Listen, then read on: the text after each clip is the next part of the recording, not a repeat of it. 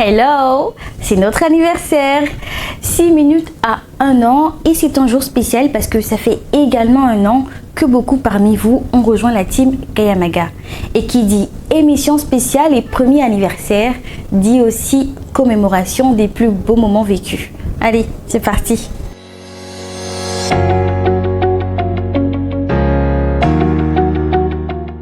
Eh bien, ça fait 1 an que tous les jeudis, je vous dis salut tout le monde, j'espère que vous allez bien.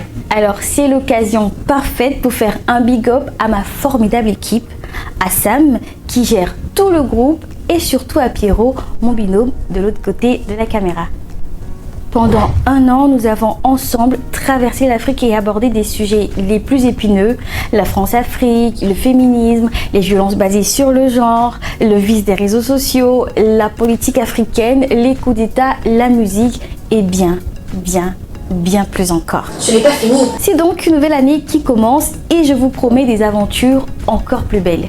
N'hésitez pas à rejoindre la team Kayamaga, on vous fait de la place. Ça y est ? Salut les gars! Le sujet d'aujourd'hui est très sérieux et ça traîne partout sur internet.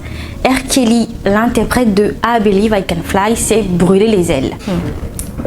Akuba. En Côte d'Ivoire, une affaire de trafic de cocaïne a permis l'arrestation de plusieurs personnes, particulièrement des chefs d'entreprise. Et depuis, les interventions et les interprétations vont dans tous les sens. Eh bien, nous allons aussi nous prêter au jeu. Mais non, j'ai lu le tout alors que j'avais pas fait ça. Le plus révoltant, c'est que certains n'hésitent pas à affirmer que battre sa femme est un moyen de réguler la vie de couple. Et des femmes estiment normal de recevoir des coups. On en rirait si ce n'était pas si grave. En fait, la société africaine... Non, je reprends. J'ai buté quelque part. Faut tout reprendre. Tout d'abord, est-ce que l'homosexualité est un choix? C'est une question de culture, hein, voilà. Ah, moi, je suis pas homophobe du tout, hein. Au contraire. Toi, tout le monde sait. En gros, hein, l'homophobie n'a en réalité rien d'africain. Aujourd'hui, tu as faim. Mais ne t'inquiète pas, parce que demain, tu auras toujours faim. Et ce n'est pas grave, parce que même si la mort arrive, elle aussi aura faim.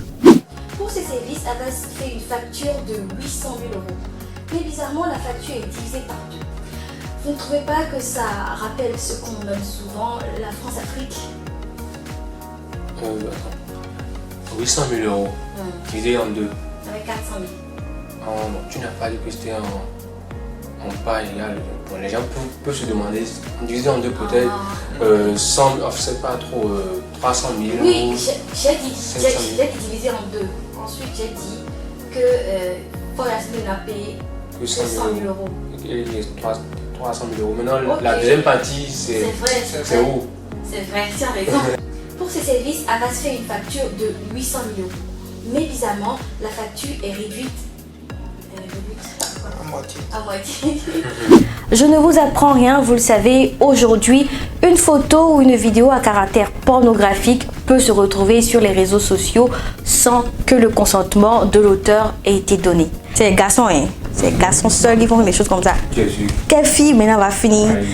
Le garçon, il va partager les vidéos. C'est pour garçons, tu vois. Non, c'est les garçons qui font ça.